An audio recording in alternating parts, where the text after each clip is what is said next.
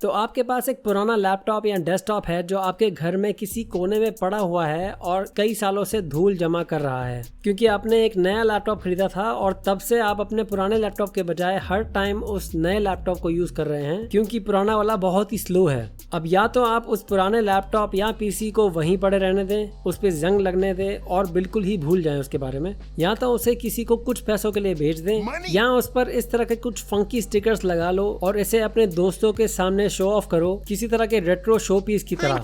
हाँ मुझे पता है मैंने कुछ ज्यादा ही स्टिकर्स लगा दिए इस पे, मगर अब ये मस्त नहीं लग रहा। और या तो आप इसमें एंड्रॉयड ओएस की तरह एक ऑपरेटिंग सिस्टम इंस्टॉल कर सकते हैं जो ऐसे ही लो एंड लैपटॉप्स में आराम से इंस्टॉल हो जाता है और फिर इसमें निंटेंडो या प्ले स्टेशन गेम्स या फिर एंड्रॉयड गेम्स भी आराम से इंस्टॉल करके खेल सकते हैं। तो इस वीडियो में मैं इस 10 साल पुराने लैपटॉप में ना तो सिर्फ क्रोम ओएस इंस्टॉल करूंगा बल्कि मैं इसमें कुछ रेट्रो गेम्स भी इंस्टॉल करूंगा और फिर हम देखेंगे कि इसमें हम रेट्रो गेम्स खेल पा भी रहे हैं या नहीं। मेरे चैनल में आपका एक बार फिर से स्वागत है। चलिए इस वीडियो को शुरू करते हैं।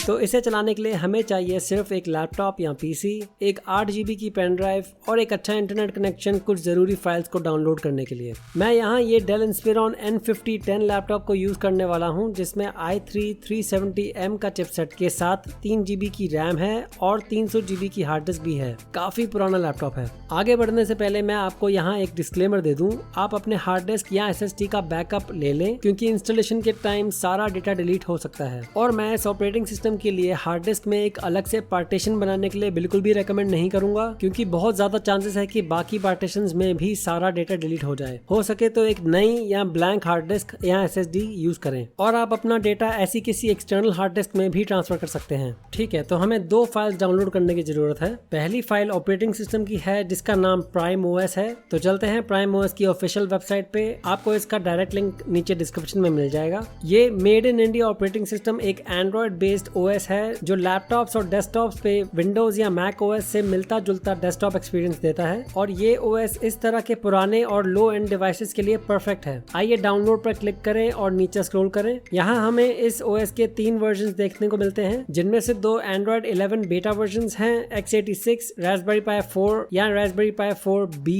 प्लेटफॉर्म्स के लिए। इन बीटा वर्जन में कई सारे बग्स हो सकते हैं क्योंकि ये फाइनल रिलीज वर्जन नहीं है, तो हो सकता है कि अगर आप इनमें से किसी को भी इंस्टॉल करते हैं अपने लैपटॉप या पीसी में तो कुछ इश्यूज आ सकते हैं। और यहाँ पर तीसरा ऑप्शन एक एंड्रॉइड 7 नॉन बीटा वर्जन है जो स्टेबल होना चाहिए और इसमें कोई बग्स भी नहीं होने चाहिए क्योंकि इसे सारे जरूरी टेस्ट्स के बाद ही रिलीज किया गया है और मैं अपने लैपटॉप में यही वर्जन इंस्टॉल करने वाला हूँ। यहाँ हमें ISO फाइल को डाउनलोड करना है, ना कि एग्जीक्यूटेबल फाइल को। जैसे ही हम ISO ऑप्शन पर क्लिक करते हैं हमें 3 वेरिएंट्स देखने को मिलते हैं, मेनलाइन, स्टैंडर्ड और क्लासिक। और ये पता लगाना बहुत ही आसान है कि आपके लैपटॉप या पीसी में कौन सा वेरिएंट इंस्टॉल होगा। मेनलाइन प्राइम ओएस उन नए मॉडल्स के लिए है जो 2014 या उसके बाद लॉन्च हुए थे। स्टैंडर्ड प्राइम ओएस उन मॉडल्स के लिए है जो 2014 से पहले और 2011 के बाद लॉन्च हुए थे, जबकि क्लासिक प्राइम ओएस सभी पुराने 32 बिट सिस्टम्स के लिए है। तो अपने लैपटॉप के कंपैटिबल वर्जन को चेक करने के लिए आपको सिर्फ एक छोटा सा गूगल सर्च करना पड़ेगा। क्योंकि मेरे लैपटॉप में एक इंटेल i3 370M चिपसेट है, मैं इसे गूगल पर टाइप करूंगा और सर्च करूंगा। सर्च रिजल्ट्स पेज पे इंटेल की वेबसाइट पे जाना है, नीचे स्क्रॉल करना है और लॉन्च डेट के साथ ही हम 2010 का Q3 या तीसरा क्वार्टर देख सकते हैं। तो मेरे लैपटॉप में क्लासिक वर्जन डलेगा। मुझे नीचे कमेंट करके बताइए कि आप अपने लैपटॉप में या पीसी में कौन सा वर्जन डालने वाले हैं। अब हम वापस प्राइम ओएस की वेबसाइट पे चलते हैं और क्लासिक ऑप्शन को सिलेक्ट करते हैं। एक और वेब पेज खुलेगा जिसमें हमें डाउनलोड बटन दिखेगा। डाउनलोड बटन पे क्लिक करके इसे डाउनलोड कर लेंगे जिसका साइज 1 GB से थोड़ा सा ज्यादा है। मैंने पहले ही इस फाइल को डाउनलोड कर लिया है, इसीलिए मैं इसे दोबारा डाउनलोड नहीं करूंगा।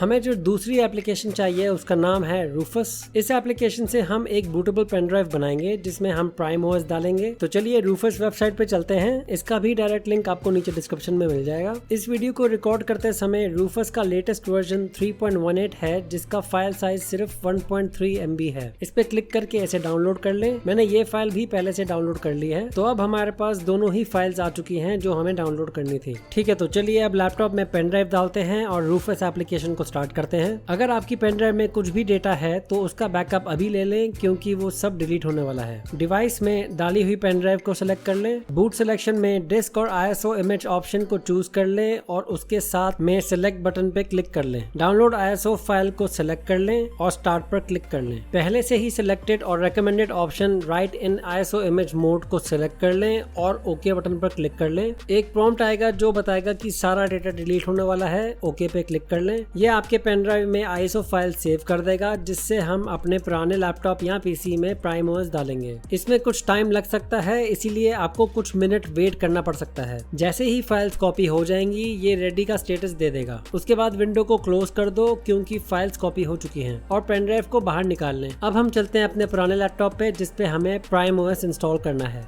इससे पहले कि हम आगे बढ़े, अगर आप इस वीडियो को एंजॉय कर रहे हैं तो नीचे लाइक बटन को तुरंत दबा दें और साथ ही मेरे चैनल को सब्सक्राइब भी कर लें और आखिर में मेरे इंस्टाग्राम अकाउंट को भी फॉलो कर लें। अब हम पुराने लैपटॉप पर आ गए हैं। पेन ड्राइव को लगा लेते हैं। अगर आपके पास भी ऐसा ही डेल लैपटॉप है तो F12 की को दबाए रखें और फिर लैपटॉप को ऑन करें। नहीं तो आप अपने लैपटॉप के ब्रांड को लेके एक छोटा सा गूगल सर्च कर लें कि आपके लैपटॉप के बूट ऑप्शन में कैसे जाते हैं। एरो कीज को यूज करके इस ऑप्शन को सिलेक्ट करें USB स्टोरेज डिवाइस से बूट करने के लिए। अब हम डायरेक्टली पेन ड्राइव से रीड कर रहे हैं। नीचे स्क्रॉल करके एडवांस्ड ऑप्शंस में जाएं। नीचे स्क्रॉल करके auto install to specified hard disk option में जाएं और एंटर दबाएं। यहाँ आपको ड्राइव सेलेक्ट करने का ऑप्शन मिलेगा जिसमें आप ऑपरेटिंग सिस्टम को डालना चाहते हैं। मैं इस 300 GB इंटरनल हार्ड डिस्क के ऑप्शन को सिलेक्ट करने वाला हूँ, जो इस लैपटॉप के साथ मिली थी। अगली विंडो में ऑटो इंस्टॉलेशन को सिलेक्ट करें और एंटर दबा लें। ये अब उस ड्राइव को फॉर्मेट करेगा और PrimeOS क्लासिक को इंस्टॉल करेगा। अगर आपके पास SSD है तो ये और भी जल्दी होगा,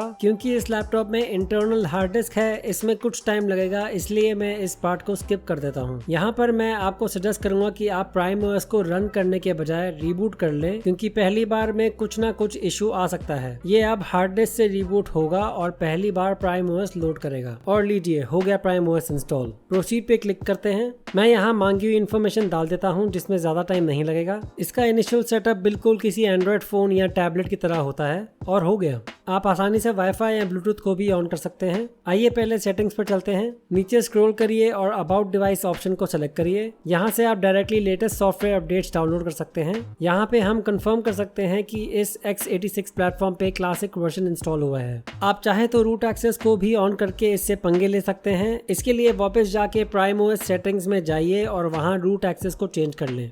आगे बढ़ते हुए मैंने पहले ही अपने गूगल प्ले स्टोर अकाउंट में लॉगिन कर लिया है। बहुत आसान है। आप यहाँ कोई भी ऐप या गेम को डाउनलोड कर सकते हैं और ज्यादातर चलती हैं इस x86 प्लेटफॉर्म पर। चलिए CPU-Z ऐप को ओपन करते हैं और एंड्रॉइड वर्जन कंफर्म कर लेते हैं, जो सिस्टम टैब में होना चाहिए। ये फिलहाल वर्जन 7.1.2 है, जो आगे जाके अपग्रेड हो जाना चाहिए जैसे ही एक और स्टेबल वर्जन रिलीज होता है। इसमें कुछ ऐप्स पहले से ही इंस्टॉल आती हैं और आप उन्हें आसानी से अपडेट भी कर सकते हैं। आप विंडोज लैपटॉप्स की ही इन विंडोज की साइज को भी बदल सकते हैं। आप नीचे हवर करके किसी भी ऐप को बंद या टास्क मैनेजर पे पिन भी कर सकते हैं, उस पर राइट क्लिक करके। ये लैपटॉप 10 साल पुराना होने के बावजूद काफी रिस्पॉन्सिव है। इस तरह के सेटअप की सबसे अच्छी बात यह है कि आपको ना सिर्फ बड़ी स्क्रीन वाला एंड्रॉइड डिवाइस मिलता है, आप एक इनबिल्ट फुली फंक्शनल कीबोर्ड को भी यूज कर सकते हैं, जो शायद से आपको अलग से खरीदना पड़ता एक टैबलेट के केस में। और आप इनबिल्ट USB पोर्ट्स को भी यूज कर सकते हैं किसी भी माउस या गेम पैड को कनेक्ट करने के लिए, जिसे आप कस्टमाइज भी कर सकते हैं। क्योंकि ये ऑपरेटिंग सिस्टम स्पेसिफिकली गेमिंग के लिए बना है, ज्यादातर लोग इसे PUBG खेलने के लिए इंस्टॉल करते हैं, जो काफी अच्छे से चलता है। मगर मैंने इस OS को अलग अलग निंटेंडो और प्लेस्टेशन कंसोल्स की गेम्स खेलने के लिए इंस्टॉल किया है। आप देख सकते हैं कि गेम्स कितनी रिस्पॉन्सिव हैं और ये बड़ी स्क्रीन पे कितनी अच्छी लग रही हैं। मैं बहुत जल्द इस तरह की एमुलेटेड गेम्स की एक सीरीज शुरू करने वाला हूँ अपने चैनल पे, जिसमें मैं इनको फोन, PC और लैपटॉप पे इंस्टॉल करना दिखाऊंगा और गेम प्ले भी दिखाऊंगा।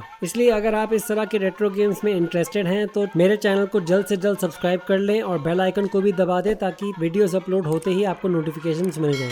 चलिए अब इस वीडियो को यहीं खत्म करते हैं और मिलते हैं अगली वीडियो में।